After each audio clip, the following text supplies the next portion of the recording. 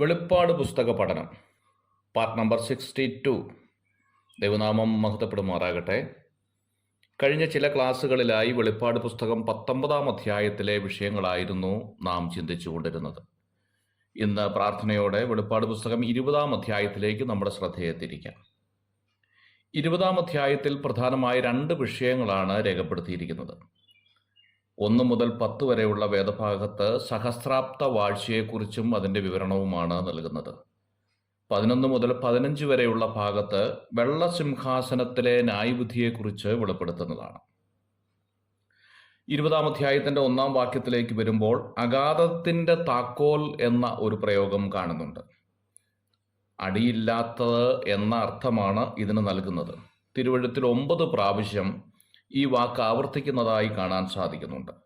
വെളിപ്പാട് പുസ്തകം 9-ാം അധ്യായം 1-ാം വാക്യം, 2-ാം അധ്യായത്തിൻ്റെ 11-ാം വാക്യം, 11-ാം അധ്യായത്തിൻ്റെ 7-ാം വാക്യം, 18-ാം അധ്യായത്തിൻ്റെ 8-ാം വാക്യം, റോമാലേഖനം 10-ാം അധ്യായത്തിൻ്റെ 7-ാം വാക്യം, ലൂക്കോസിൻ്റെ സുവിശേഷം 8-ാം അധ്യായത്തിൻ്റെ 31-ാമത്തെ വാക്യം. പാതാളത്തിലെ ഒരു പ്രത്യേക തടവ് മുറിയെയാണ് ഇത് കാണിക്കുന്നത്. അടങ്ങാത്തതും ഉപദ്രവകാരിയുമായ ദൂതന്മാരെ പാർപ്പിക്കുന്ന സ്ഥലമാണ് എന്നാണ് പൊതുവെ ഇതിനെക്കുറിച്ച് വിശ്വസിക്കുന്നത്. ഇത് മുകളിൽ നിന്ന് അടച്ചുപൂട്ടാൻ കഴിയുന്നതും തുറക്കാനുള്ള ഉപകരണമായ താക്കോൽ ഉള്ളതുമാണ്. 20-ാം അധ്യായത്തിൻ്റെ 1-ാം വാക്യത്തിൽ വലിയ ഒരു ചങ്ങല എന്ന പ്രയോഗം വീണ്ടും കാണുന്നുണ്ട്. മനുഷ്യൻ ഉപയോഗിക്കുന്ന ചങ്ങല ആയിരിക്കില്ല എന്നാണ് പൊതുവെ ഈ കാര്യം വിശ്വസിക്കുന്നത്. സ്വാതന്ത്ര്യം പ്രാപിക്കാൻ പറ്റാത്ത എന്തോ ഒന്ന് എന്നാണ് ഇതിൻ്റെ അർത്ഥം. പാപം ചെയ്ത ദൂതന്മാരെ ചങ്ങലക്കിട്ടിരിക്കുന്നു എന്ന് 2 പത്രോസ് 2-ാം അധ്യായത്തിൻ്റെ 4-ാം വാക്യത്തിൽ നാം വായിക്കുന്നുണ്ട്. യൂദായുടെ പുസ്തകം 6-ാം വാക്യത്തിലും ഇതേ കാര്യം തന്നെ പരാമർശിക്കുന്നുണ്ട്.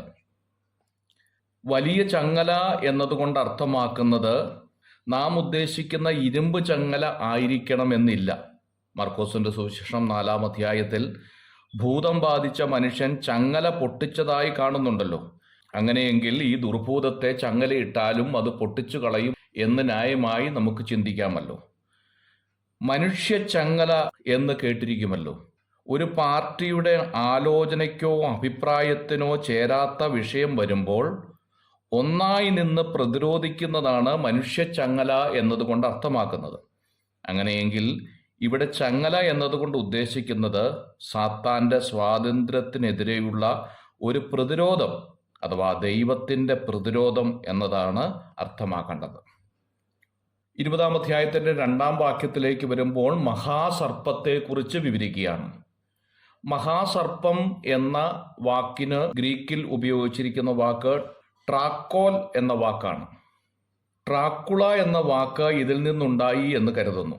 വെളിപ്പാട് പുസ്തകം 12-ാം അധ്യായത്തിൻ്റെ 3-ാം വാക്യത്തിൽ ഈ പ്രയോഗം കാണാൻ സാധിക്കും.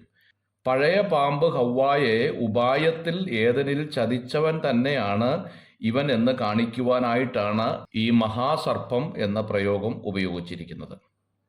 20-ാം അധ്യായത്തിൻ്റെ 3-ാം വാക്യത്തിലേക്ക് വരുമ്പോൾ മുദ്രയുള്ള എന്ന പ്രയോഗം കാണുന്നുണ്ട്. അരുമനാഥനായ യേശുവിനെ കൊന്ന് കല്ലറയിൽ വെച്ച് പൂട്ടി മുദ്രയിട്ടവനാണ് ഇവൻ. എന്നാൽ യേശു ഉയർത്തെഴുന്നേറ്റ് പാപത്തിൻ്റെ അധികാരത്തിൽ നിന്നും മനുഷ്യനെ വീണ്ടെടുത്തതിന് ശേഷം പഴയ പാമ്പിനെ വീണ്ടും മുദ്രയിടുന്നതായി കാണുകയാണ്. സാത്താനെ തടവിലാക്കി മുദ്രയിട്ടത് 1000 വർഷത്തേക്കാണ് എന്ന് ഇവിടെ രേഖപ്പെടുത്തിയിട്ടുണ്ട്. God bless you.